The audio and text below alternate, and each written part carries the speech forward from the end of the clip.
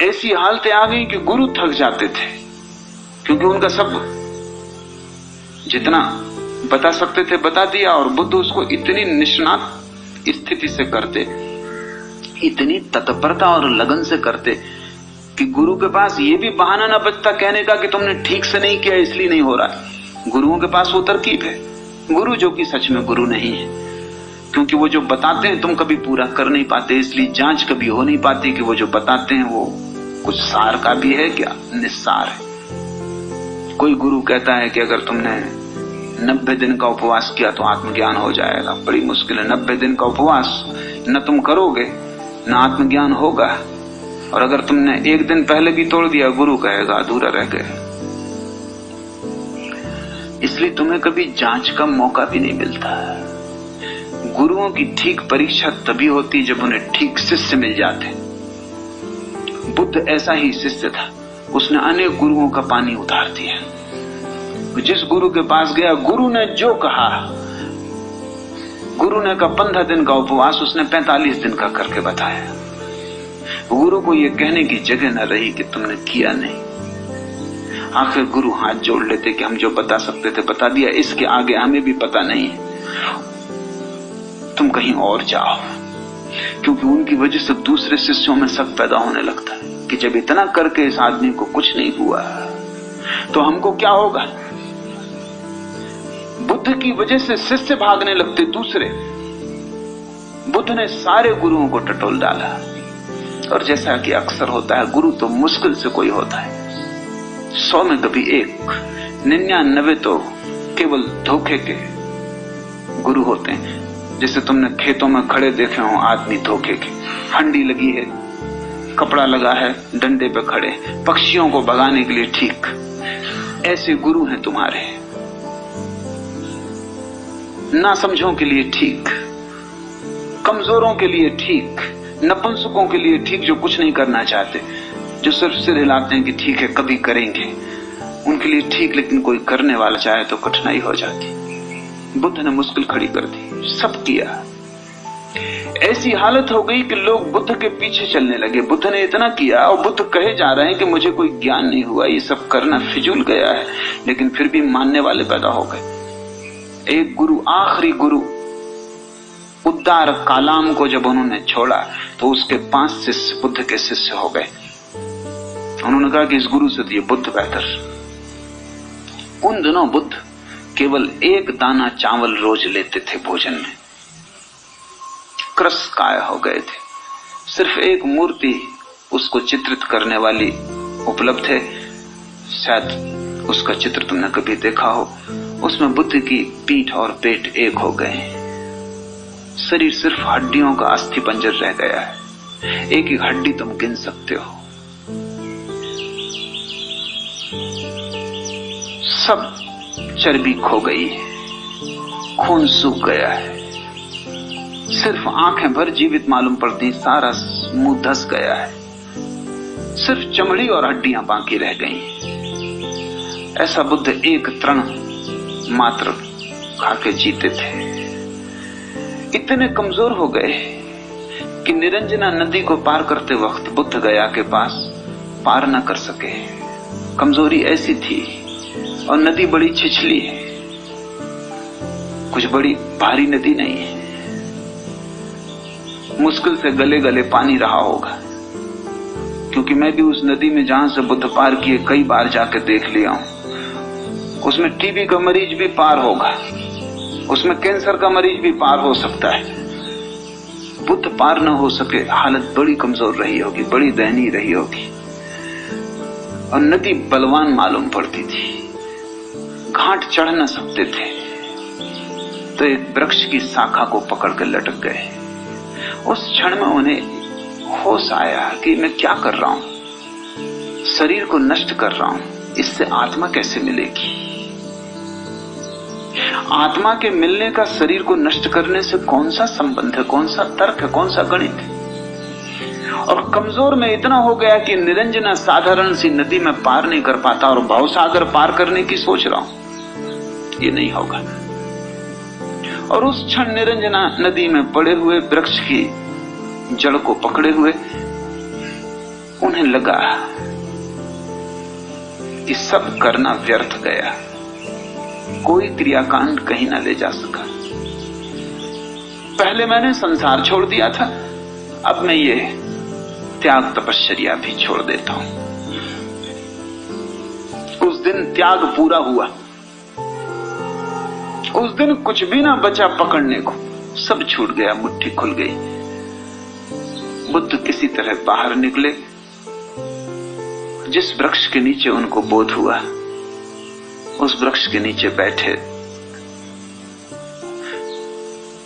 किसी युवती ने, गांव की, जिसका नाम सुजाता है, ऐसा उस वृक्ष के देवता के लिए कुछ चढ़ौती मानी होगी कि कोई उसकी इच्छा पूरी हो जाएगी तो वो खीर से भरा हुआ थाल वृक्ष को चढ़ाएगी। पूर्णिमा की रात थी, उस रात वो खीर चढ़ाने आई, उसकी इच्छा पूरी हो गई थी।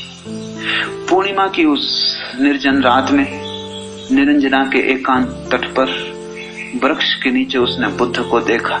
दुर्बल काय पी हो गए, समझा, बोली युवती रही होगी, श्रद्धावान, समझा कि वृक्ष का देवता स्वयं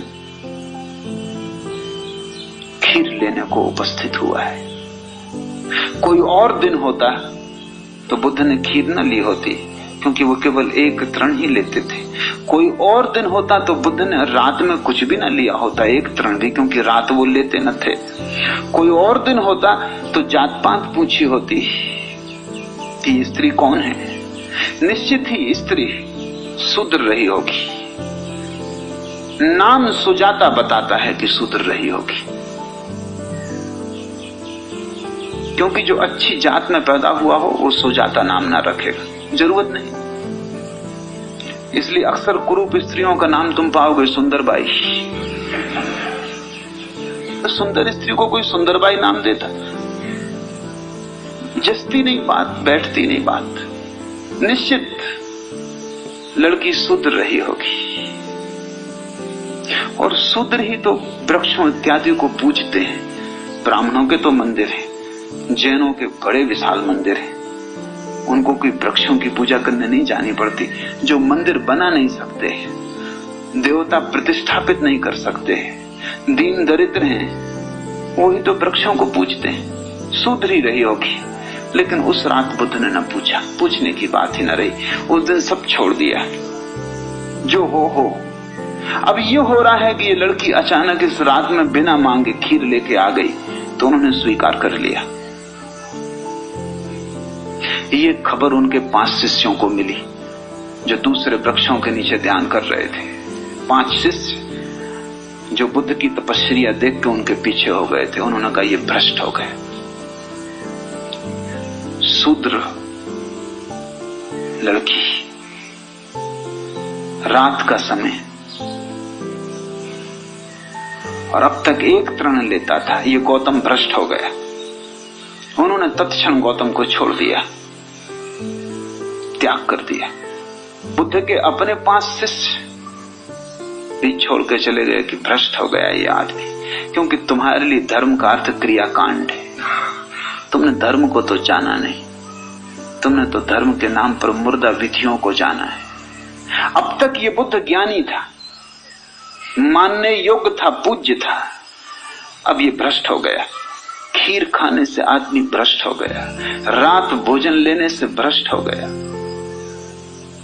बुद्ध को जब ज्ञान उत्पन्न हो गया, उस रात जब शिष्य छोड़ के चले गए, उस वृक्ष के नीचे सोए, पहली दफा निश्चिंत, न चिंता रही संसार की, बाजार की, राज्य की, साम्राज्य की, न चिंता रही मोक्ष की, स्वर्ग की, परमात्मा की। उस रात बिल्कुल निश्चिंत सोए, चिंता ही न रही, पाने को कुछ ना बचा, सब व्यर्थ है, सब व्यर्थ। इतना समग्र रूपेण हो गया कि चिंता न रही, कोई सपना ना आया, कोई मन में उद्विग्नता ना उठी, नींद थी, सो गए। सुबह 5 बजे आंख खुली, वैसी शुद्ध आंख, कुंवारी आंख जब भी खुलती तभी सत्य उपलब्ध हो जाता। कोई विचार नहीं, कोई चिंता नहीं, कोई धारणा नहीं, क्या ठीक क्या गलत, क्या करना क्या नहीं करना, कोई ऊहापोह नहीं, सीधी सादी कुंवारी आंख,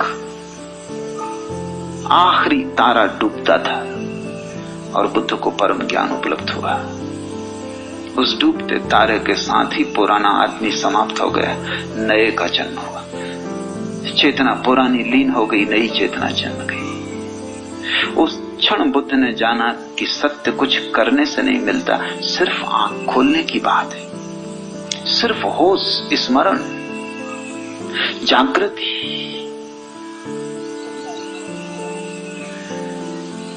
पहला स्मरण आया उन 5 शिष्यों का जो छोड़ के चले गए। इतने दिन साथ थे बेचारे, असमय में साथ रहे। जब कुछ देने को ना था तब पीछे चले, जब कुछ मेरे पास ही ना था तब मुझे गुरु माना, और अब जब मेरे पास देने को है तब वो छोड़ के चले गए। तो बुद्ध उनको खोजने निकले, उनको जाके पकड़ पाए सारनाथ में।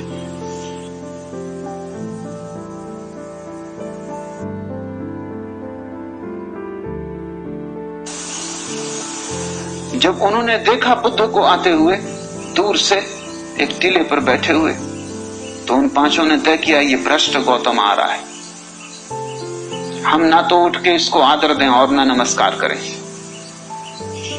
न इतना हम इसकी तरफ पीठ कर लें। अगर इसको आना हो खुद आ जाए, बैठना हो खुद बैठ जाए, हम ये भी ना कहें कि बैठो।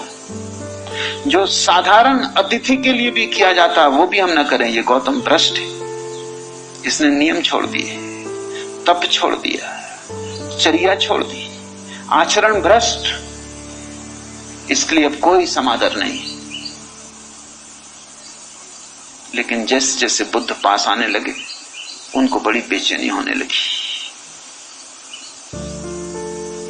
जैसे ही बुद्ध पास आए, निकट आए, पहले एक उठ के खड़ा हुआ, चरणों में गिरा, फिर दूसरा, फिर तीसरा, फिर वो 5। और बुद्ध ने कहा तुमने निर्णय कुछ और किया था, निर्णय बदल क्यों दिया? निर्णय पर आदमी को टिकना चाहिए। उन्होंने कहा हमने बदला, ऐसा कहना ठीक ना होगा। तुम्हारी सन्निधि, तुम्हारा पास होना और हमने आदर दिया, ऐसा कहना भी ठीक ना होगा, क्योंकि हमने तो निर्णय किया था न देने का। आदर हुआ तुम्हारी मौजूदगी में, जैसे कोई एक चुंबक खींच ले।